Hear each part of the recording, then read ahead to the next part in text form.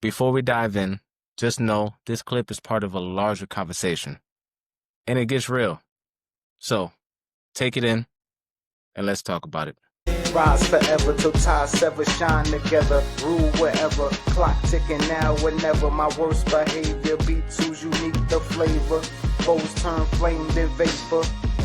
It is absolutely needed. It is absolutely needed. So we talk about some coping skills that we go through. Talk about different effects. So let me ask you this. Give me some advice, or give the people some advice on if they're dealing with some mental health issues, struggles, or whatnot, and they're getting ready to transition. What advice would you give those individuals? I would say, if you're still in and you haven't already, get established with behavioral health, mental health. Get established, even if you don't want to. And the reason I say that is because as you transition out, it's going to be on your record. So when you go to the VA, they're going to be like, cool, let's continue that care here.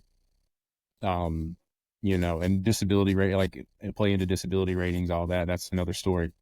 But having it annotated on your record is so key, because that's going to allow you to get continued help through the VA, because not everybody wants to pay out of pocket to go to a private counselor or private doctor or whatever. So I would say number one is, if you're still in, get established. If you're already out and you're starting to transition, I would say seek help. Even if you think you're good, there's still probably some undealt with trauma that you swept under the rug and that you forgot about. And I'm speaking from experience. Like I was going through cognitive processing therapy. It's a very in-depth therapy. I like it and I hate it at the same time. The reason I hate it is because it forces you to face these demons head on that you've not dealt with. And it can be scary. It can even be hard on the people around you because it beats you down.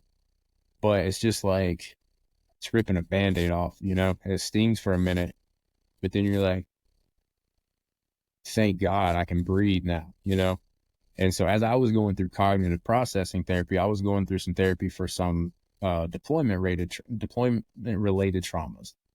And the doctor I was working with, she was like, that's not the root. That's not the root of this. She's like, I understand that that's traumatic, but it's worse because something else. So we just kept digging.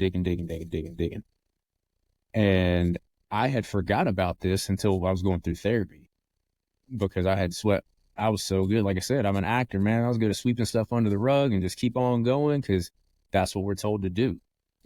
Like being from the South and being in the military, you just sweep your problems under the rug and you keep going. It's not healthy, but that's what we're told to do. And so I had forgot that I had been sexually assaulted and molested for probably 4 or 5 years in my adolescence. Completely forgot about it. And so I was able to face that and deal with it. And it's like, how did I forget that? But it's a real thing. And so there's a lot of undealt with traumas that we deal with or that we need to deal with and we need to face in order to heal. And sometimes we just have to think we need to heal for the people around us, right? So, like for us with our kids, we need to deal with this stuff because generational trauma, generational curses, that stuff's real. And so if it stops with us, if that stops with us, we don't pass it on to them. And so that was kind of my motivation to get help, because I was like, my wife was watching me downfall. I was like, I'm not going to be alive for my kids if I keep this up.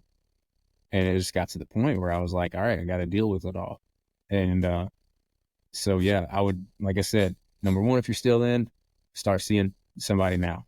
If you're out, please go see somebody. If you don't trust a doctor, if there's not somebody that you trust, you want to talk to, just like you were saying, reach out to a friend that gets it, or a mentor, or a pastor, or an aunt and uncle, whatever, somebody well trusted that's going to give it to you straight. That's not going to sugarcoat it and tell you what you want to hear. We don't need things that's going to tickle our ears. That's really nice. Like, we need stuff like we need to get sharp, you know, like iron sharpens iron. But you got to think, if you're clashing swords together, it's going to hurt. Sparks are going to fly, but eventually that sword's going to get sharper. That's good. And That's so good. you got to be willing to take a few blows, baby. That's good stuff, man. That's good stuff. Don't stop the reflection here. Click on the next video and continue the journey with me. Let's keep building.